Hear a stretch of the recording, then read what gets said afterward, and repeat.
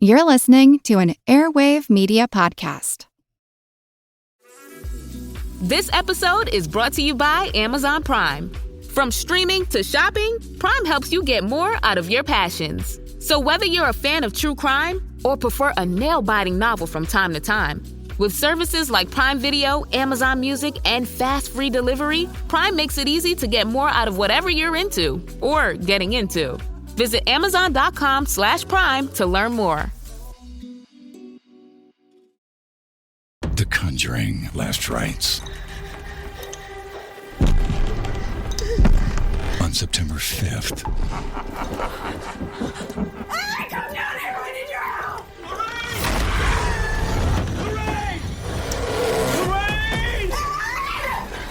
Lorraine! Lorraine!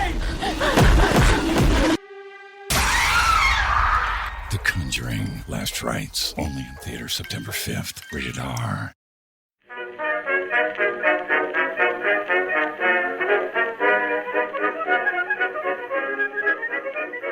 Hello, everyone, and welcome to another History of the Second World War interview. This time, I'm joined by Quin Cho from Pacific Atrocities Education, which is dedicated to raising awareness about the atrocities committed in the Asia-Pacific theater during the Second World War. Quin is an archivist at Pacific Atrocities Education and is the author of Competing Empires in Burma, a chronicle of the China-Burma-India Theater of Operations in World War II, and an upcoming book, The Rise of the Kwantung Army, Japan's Empire in Manchuria to 1932, which will be our primary topic of discussion today. Quin, thank you for joining us here today. How's it going? It's going well, thank you. Excellent. So let's just jump right into it. Your upcoming book really deals with kind of the origins of the Kwantung Army. So could you talk a little bit about how the Kwantung Army sort of was created and kind of what its initial goals were? Yeah, so the Kwantung Army was actually, or what became the Kwantung Army, was formed in the aftermath of the Russo-Japanese War in 1906. It was initially called the Kwantung Garrison. It consisted of 1 division and 6 independent railway guards battalions, and it was primarily formed to defend the Liaodong Peninsula, which Japan had got a hold of through the Treaty of Portsmouth in the aftermath of the Russo-Japanese War, and also the South Manchuria Railway, which was probably the most important strategic asset in the region. The Kwantung Garrison existed as a force that was designed to protect these assets, especially from a Russian war of revenge, which was a distinct fear among the Japanese general staff in the immediate years following the Russo-Japanese War. After the collapse of the Russian Empire in 1917 and the descent of China into the chaos of its warlord era and revolutionary period, the Kwantung Army saw a vacuum that could be filled and began initiating a series of events and undertaking active measures to support and prop up Japanese interests in northeast China. These included measures to support the Chinese warlord Zhang Zuolin, who was sort of a Japanese client, if you will, in northeast China. Some examples include bribing this Chinese warlord Feng Yuxiang to defect from a clique of warlords that was opposing Zhang Zuolin in 1924, or alternatively, their aid in suppressing a rebel army of this guy Guo Songling.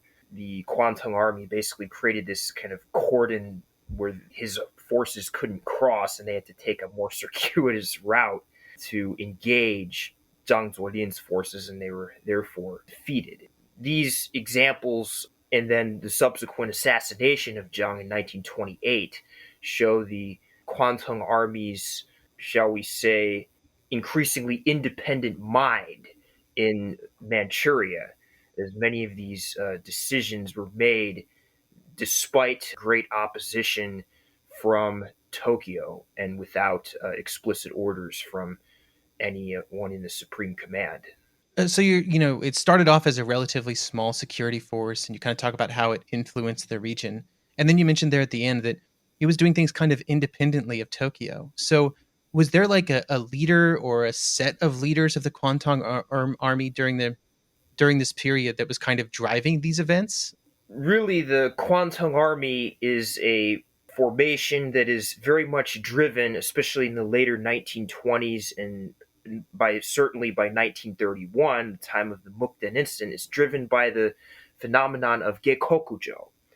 In Japanese, this roughly translates to something that is akin to insubordination, or in a more literal sense, the lower overcoming the higher. One of the first key figures that undertakes kind of very egregious act of Gekokujo is this fellow named Komoto Daisaku, who, as I previously mentioned earlier, assassinated Zhang Zuolin on his own initiative in 1928. But perhaps the most important practitioner of Gekokujo, or practitioners of Gekokujo, were Lieutenant Colonel Ishiwara Kanji and Colonel Itagaki Seishiro. Ishiwara was, in a way, the more important of the two because he kind of provides the intellectual basis for the idea of attacking Manchuria. He fits it into a larger scheme and theory of history and warfare and international politics. This idea that he formulated was called the final war idea, and it consisted of a few key points. First, you have the idea that there is a inevitable final clash that is going to take place between Eastern civilization, which was represented by Japan, and Western civilization, represented by the United States. Then you have Ishiwara's ideas on the evolution of warfare through his study of European military history. So you have kind of in ancient and medieval times, points, right, of kind of concentrated close order formations with like spears and swords. Think of like the Greek phalanx, for example. Then you have evolution to lines, right, if you will, with the introduction of firearms and kind of the need to create a longer flank than the enemy and put more fires on him from more directions than he can put on you.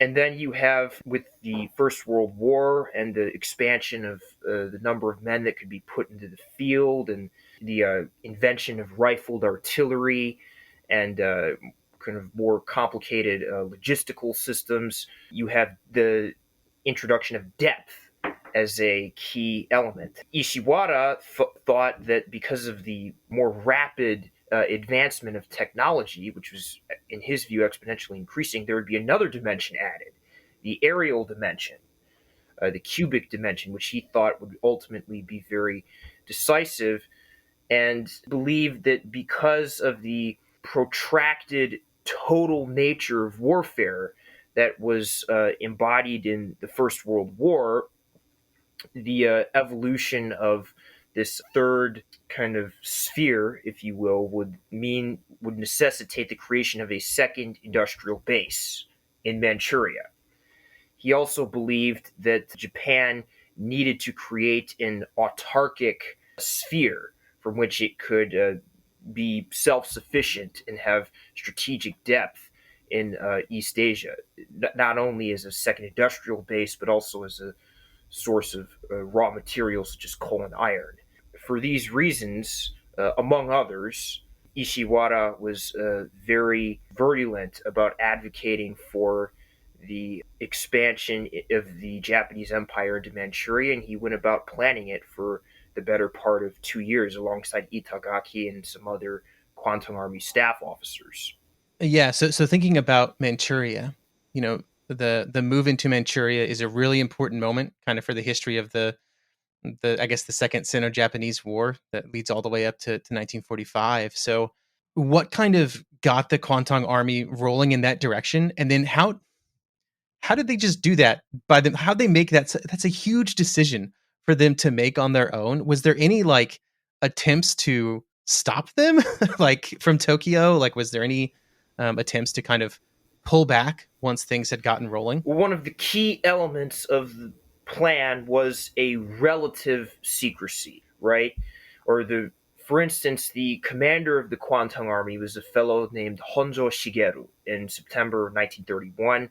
He only learned of the incident, I think, while on the night that it occurred, I think around 11 p.m., for instance. You have others, such as Army Minister Minami, who was also probably unaware of the Kwantung Army's intentions, or at least somewhat unaware of of Ishiwara's specific intentions in Manchuria.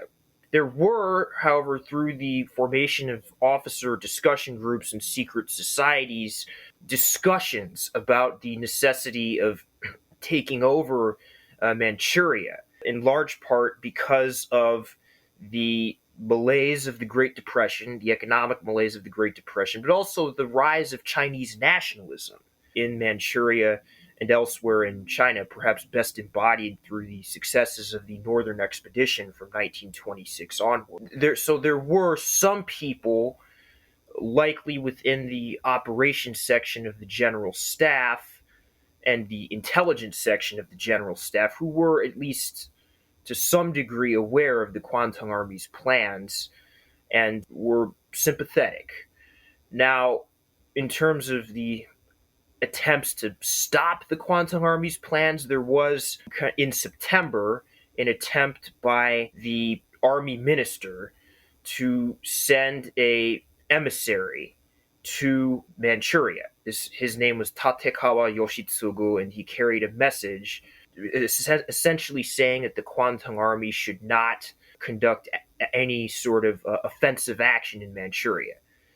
Now, Minami, the army minister, was still somewhat unaware of the Kwantung Army's precise intentions, but he'd caught wind through word of mouth from the foreign minister, Shidehara, who in turn was getting information from his consul general in Mukden, a fellow named Hayashi, that something was afoot. There were things that were out of the ordinary that were occurring. And unfortunately for the higher-ups in the army and in the government, this Tatekawa, his arrival in Mukden was preempted by a notice from a fellow named Hashimoto Kingoro, who is a part of one of these secret societies called the Cherry Society. And he told the Kwantung Army plotters, Ishiwara and Itagaki, of Tatekawa's arrival with a note, which was from the army minister and also the emperor. The emperor was also opposed to the attack into Manchuria, and essentially Itagaki took Tatekawa to a inn, and they got him drunk, and the night of the Mukden incident, and he was not really able to deliver his message. That's quite a way to get around the message that is about to arrive. Just, take the guy out partying, and then he won't be able to deliver it. Yeah, he was Tatekawa, when he arrived, was rather tired and did not want to discuss any further business. And Itagaki, took him to an inn, and he got him drunk, and then went about his planned operations and activities on the night of September the 18th. It was quite the interesting tidbit in history. Now, there are some questions about Tatekawa's own intentions and his potential sympathies with the plotters, but that's something that is a little bit up in the air even to this day. It's also interesting to hear you talk about importance of economic factors when it comes to Manchuria, right? All these different actors are kind of looking at the economic side, especially during the 1930s with the Great Depression, but also kind of looking towards Japan's future. Thinking about the 1930s and how it goes for the Japanese army in China, were they able to actually extract economic benefits from their occupation of Manchuria? Well, even prior to the Manchurian incident in 1931, there were reports that were done by the South Manchuria Railway Corporation and I think a fellow named Sakuma Ryozo that projected what Manchuria essentially could provide to Japan. These reports, while Sakuma's was said that the Kwantung Army would be able to self-sufficiently support a government and administration in Manchuria, the amount of coal and iron and other raw materials was not quite at the level that they were hoping for. These reports were corroborated in the SMR's research as well, South Manchuria Railway Corporation's research institute. And what this meant was that the Kwantung Army, for actually this and the other reasons, namely protecting Manchukuo's flank. Manchukuo is the puppet state that was founded in the aftermath of the Manchurian incident in 1932. They conducted these offensives into neighboring provinces, such as Zhehe, immediately to the west, and also into Hebei and Inner Mongolia to gain a greater control over that swath of northern China.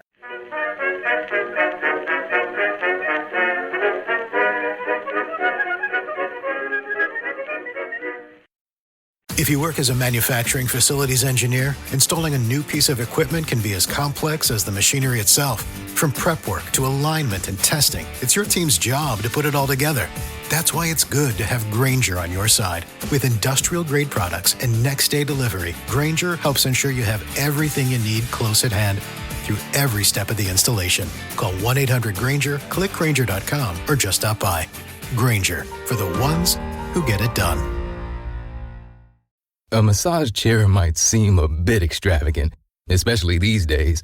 8 different settings, adjustable intensity, plus it's heated, and it just feels so good.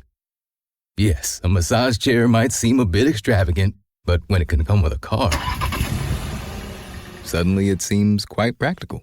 The all-new 2025 Volkswagen Tiguan, packed with premium features like available massaging front seats, it only feels extravagant.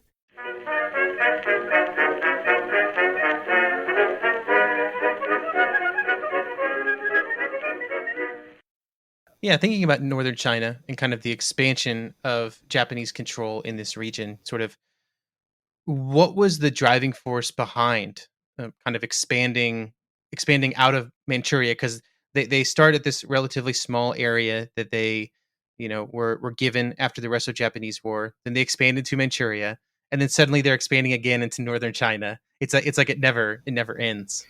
That's right. It was an endless process of attempting to attain security through expansion, and it was riven with a variety of incidents of Gekokujo. Again, the lower overcoming the higher, oftentimes without explicit orders or permission from Tokyo. That's a key element within the Kwantung Army's history, is the ever-present element of Gekokujo, which continued into throughout the 1930s.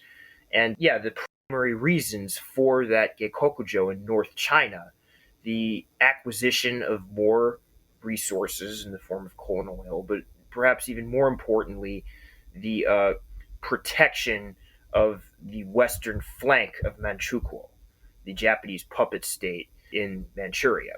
And the Kwantung Army, to basically conquer the regions to the west of Manchuria, resorted to a variety of measures. In 1933, it invaded Zhehe with a couple of divisions.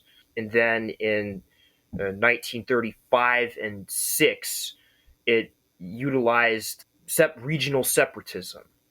It weaponized and sponsored regional separatists in provinces such as Hebei and Chahar and Suiyuan to try to break these provinces off from the rest of China, and also imposed treaties on the KMT that denied China key aspects of its sovereignty over these provinces. And at this point, when we're talking about breaking areas of China away, like, are we talking about from the control of like Chiang Kai-shek at this point, or is this a little early for that?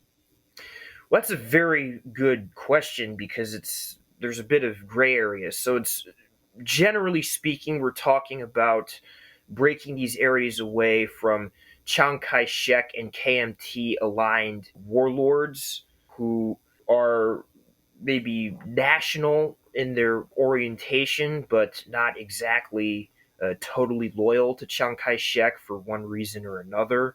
And these forces are, the forces that the Japanese tried to co-opt and kind of operate through with limited success. The figure of Song Zhiyuan in Hebei and in Inner Mongolia is actually a very illustrative figure in this regard. His kind of negotiations in double dealing with the Japanese and with the KMT were instructive in how these kinds of figures attempted to navigate the relationship between the two entities of the KMT and the Kwantung Army, or the Imperial Japanese Army.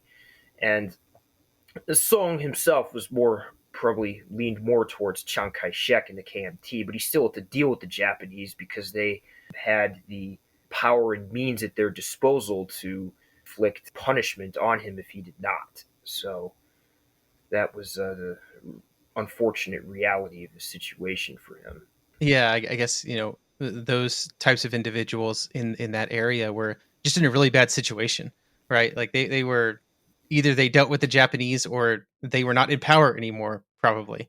You mentioned kind of the expansion into Inner Mongolia.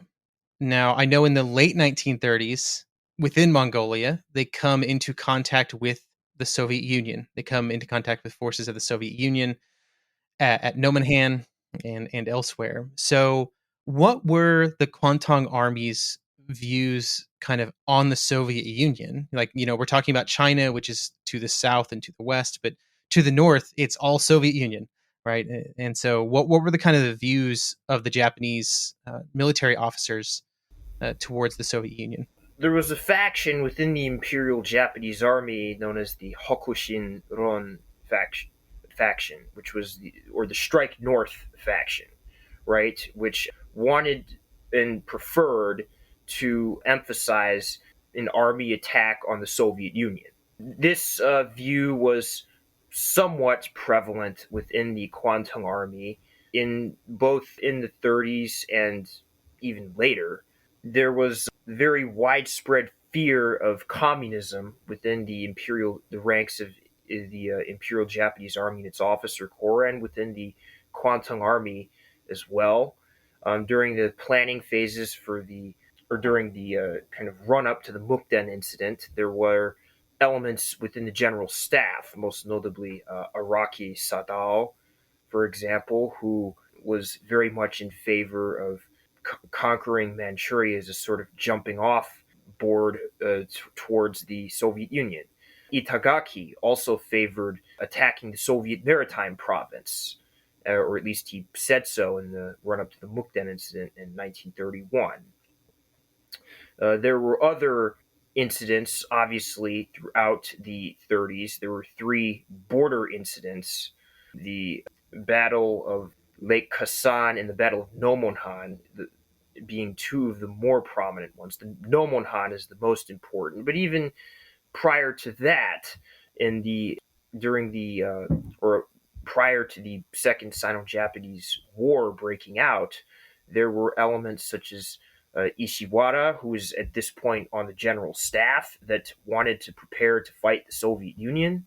And there were also, oddly enough, elements in the Kwantung Army such as Tojo Hideki, who wanted to fight the Soviet Union, but also believed that to fight the Soviet Union, it would be necessary to attack China and the KMT further south to eliminate this threat to the Kwantung Army's rear, notwithstanding the fact that this would require a massive commitment of resources on 2 fronts and would dissipate the strength of the Kwantung Army and the Japanese Empire in general. And Tojo actually was so convinced of this position, he sent a telegram on June the 9th, kind of indicating his belief in this point of view, and was perhaps to some extent impactful in, I guess, priming the Japanese general staff and army ministry towards war with China. So even in a roundabout way, the kind of anti-Soviet hysteria plays a role in the Second Sino-Japanese War and also in later the border clashes with the Soviets in the 30s, the late 30s. So thinking about the massive amounts of resources and things that would be required if they wanted to pacify China, I guess might be the best word. How did things continue to expand, right, during the late 1930s for the Kwantung Army? Like, what was kind of the sequence of events that led from, oh, we're just kind of negotiating with some of these warlords in northern China to, hey, we are advancing forever into China and not really accomplishing anything? So it's they're negotiating with the warlords, right? But they're also sponsoring separatists. They're sponsoring armies of separatists. In during the Suiyuan incident in 1936, for example, the Kwantung Army sponsored an Inner Mongolian separatist force that was led by Prince De, who is this Mongol prince, and he invaded Suiyuan and was defeated by local forces. But in the process of his defeat, in the process of his separatist forces' defeat, it actually galvanized China to resist. Prior to 1936, Chiang Kai-shek followed a policy called first pacification, then resistance. Basically, what this meant was that he was going to fight his communist adversaries in the South and the other various warlords elsewhere before he fought the Japanese. Well, after the Suiyuan incident, Zhang Xueliang, who was the Chinese warlord, or had been the Chinese warlord in Manchuria, he kidnapped Chiang Kai-shek, held him at gunpoint, essentially, and said that if you don't create a united front to resist the Japanese, it's game over for you, pretty much. Fortunately for Chiang Kai-shek, the Communist Party of China and the Soviets were amenable to him leading a coalition to fight the Japanese, and Zhang Xueliang, he let Chiang Kai-shek go. But basically what that meant was China by the end of 36, beginning of 37, is no longer going to tolerate all these incursions on its sovereignty and on its sovereign space. Therefore, when an incident broke out in 1937 in July, where a Japanese soldier went missing during maneuvers, and he was a part of a garrison in Beijing that had been there since the Boxer Rebellion in 1900. It was part of the Boxer Protocol. That's an aside. When this soldier went missing and the Japanese demanded him back, the Japanese demanded to search for him on Chinese territory. The Chinese were pretty obstinate in not allowing this, and full-scale fighting broke out in North China soon thereafter. Thinking about the areas that were under the control of the Kwantung Army, the Japanese occupation throughout the entirety of the sort of Second World War period, as expansive as that can be, they're not known as gentle occupiers in a lot of those instances. So what was life like in some of these areas that were under the control of the Kwantung Army during the 1930s? To say they were not gentle occupiers is maybe the understatement of the year. That was the Kwantung Army and the Imperial Japanese Army were quite ruthless in the territories that they occupied in general. To kind of give an idea to people in general, and to give some examples as well. There's in the 1930s, the Kwantung Army went about pacifying Manchuria, right? Because there were all these guerrillas and rebel forces and remnants of Zhang Xueliang's army in Manchuria that were still present. They called them bandits, but they were a mix of guerrillas and bandits, right? And these to combat and fight the guerrillas and the rebels, the Japanese would uproot whole villages and whole sort of areas of villages and put them in what were called collective hamlets, where people had kind of very limited familiarity with the land. They were often taken from their villages at a point when it was suboptimal to for the purposes of the harvest. And this led to the mass immiseration of many people in Manchuria, this collective hamlet policy. It contributed to starvation, which was a severe issue in the region. There was very strict laws and ordinances with regards to kind of getting passes to move around, with regards to the amount of food you could have, which was oftentimes very limited because they didn't want any excess food to go to the guerrillas, and there was just a lack of food in general, right? With regards to having firearms. So all of these things were limitations just on the everyday level, but then you also have the element of slave labor, because the Kwantung Army and the Japanese were trying to industrialize Manchukuo and build their second industrial base there. You had 4 million Chinese that were essentially brought to Manchuria under some sort of agreement that they'd made, or even more coercively, in a sense, and they were treated little better than slaves, given very minimal wages, if that, sometimes, with limited food in extreme conditions. And this led to the deaths of millions of people. Then you have the element of drug dealing and opium running. The Kwantung Army, to raise funds for the state of Manchukuo, sold opium through government-controlled monopoly.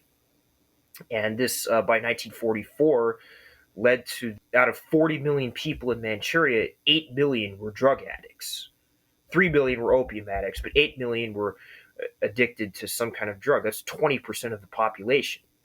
On the issues of kind of food procurement and industrial slave labor and the sale of drugs and narcotics, you have quite the trifecta of misery that was inflicted on the local population in Manchuria, and that's to say nothing of what the Imperial Japanese Army did in North China. To give you an idea of what that was like, in the end of 1940, there was a policy implemented called the Three Alls policy: kill all, burn all, loot all.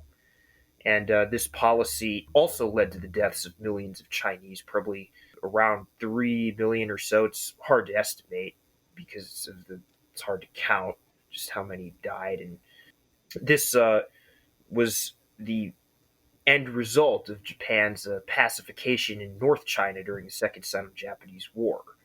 These are some of the general atrocities the Japanese committed in their administration and so-called pacification of Manchuria and northern China.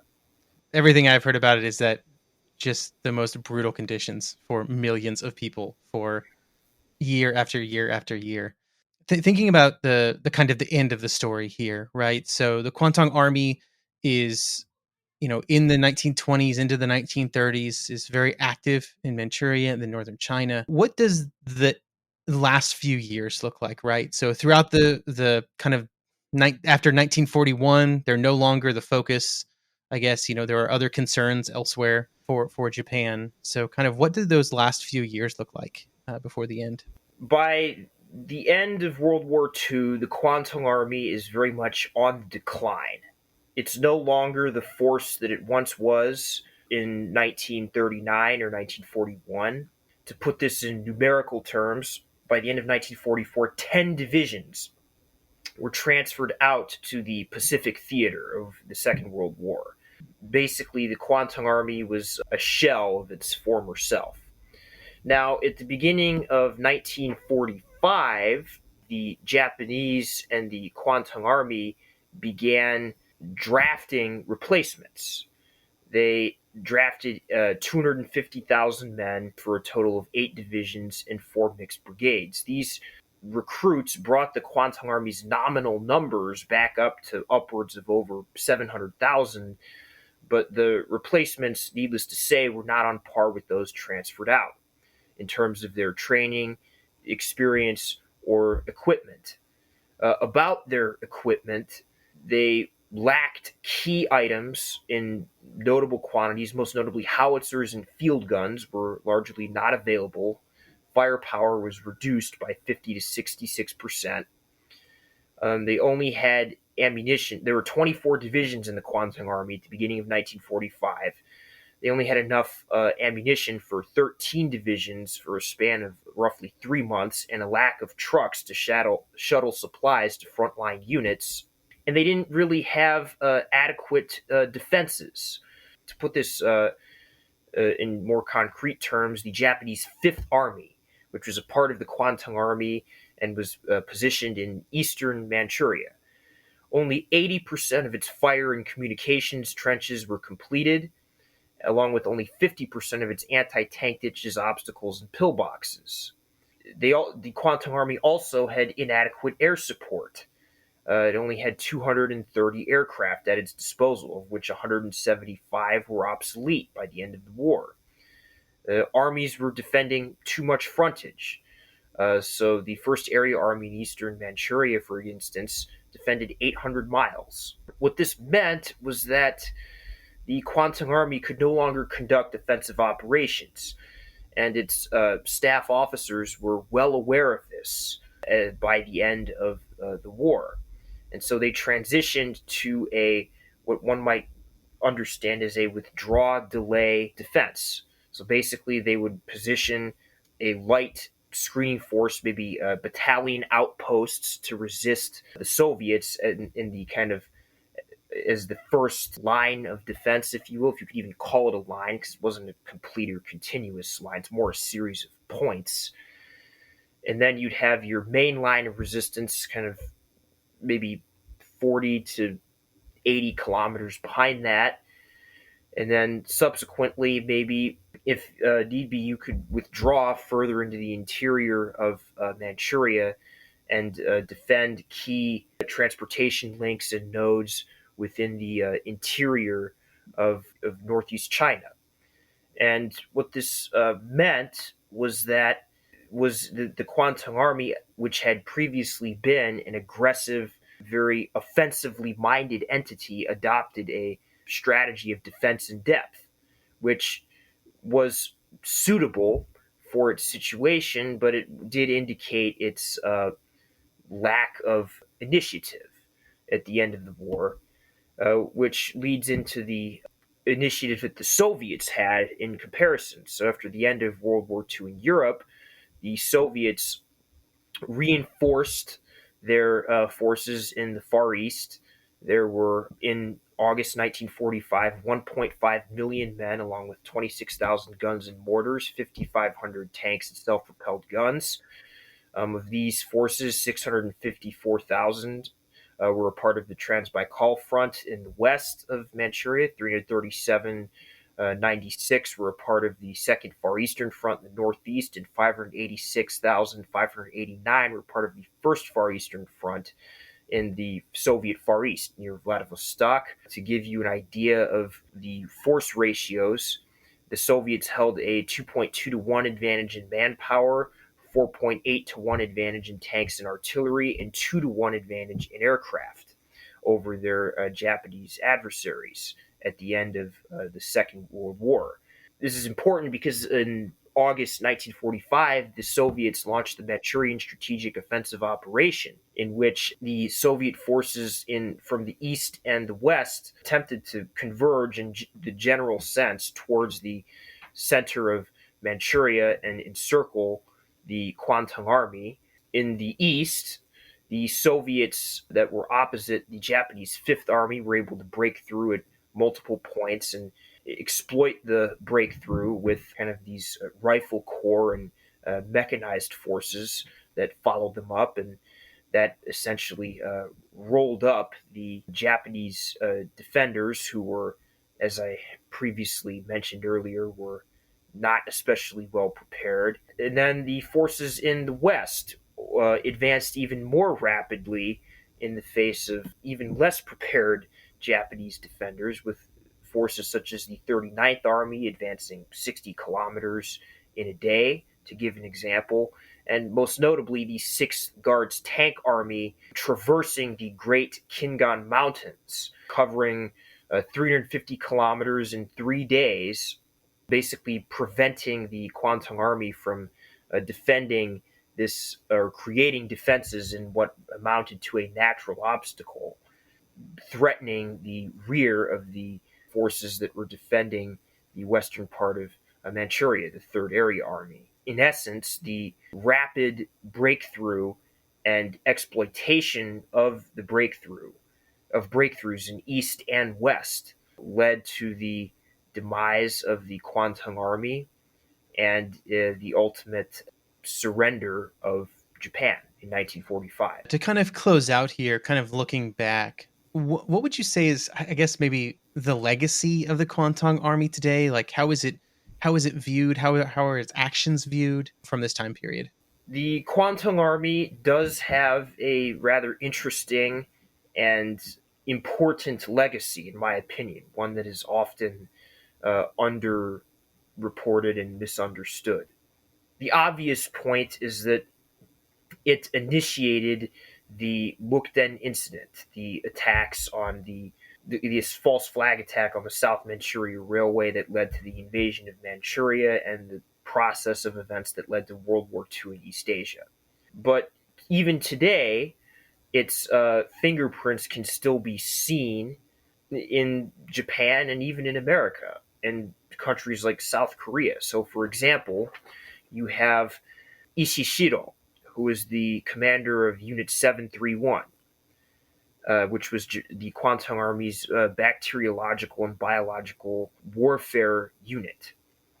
This unit was involved in a variety of crimes against humanity, such as live vivisections and infecting patients with diseases such as plague and anthrax and cholera, and kind of developing these biological weapons to be used in China, which they were at a very, shall we say, worrying and disheartening clip. Ishishiro, instead of being prosecuted at the end of the war, was given clemency by General MacArthur for the test results that he got in Manchuria on experimenting on patients in Manchuria. And some reason to believe that he might have contributed to the U.S.'s bacteriological and biological warfare outfit at Fort Detrick. Then you have Kishinobusuke, who was the guy that was in charge of overseeing the industrialization of Manchukuo in the late 1930s. And he became the prime minister of Japan with American help in the late 1950s because the Americans wanted to prop up Japan as part of the first island chain against the Soviet Union. His grandson, Abe Shinzo, became the prime minister in the 2010s of Japan. Politics in Japan is somewhat familial. In a country such as South Korea, you have Pak Chung-hee, who was a tenant in the Manchukuo Imperial Army, which was a kind of affiliated certainly with the Kwantung Army as a kind of puppet force. And he was involved in the pacification campaigns against Korean and Chinese guerrillas, and got a gold watch actually from Emperor Hirohito for his activities during war. After the war, he became, with American sponsorship, just for lack of a better term, the military dictator of South Korea, and also oversaw its industrialization, which, like the Kwantung Army's industrialization of Manchuria, was very much oriented towards military and martial purposes. So, in the examples of these three figures, Kishi, Pak, and Ishishiro, you have examples of figures that were either in the Kwantung Army or affiliated with it that have a legacy that lasts far beyond the end of World War II and even into the present day, because their fingerprints are still affecting the Asia-Pacific landscape. I think that's a fantastic place to end here today. Thank you so much for joining us and sort of sharing your knowledge on the Kwantung Army. Thank you.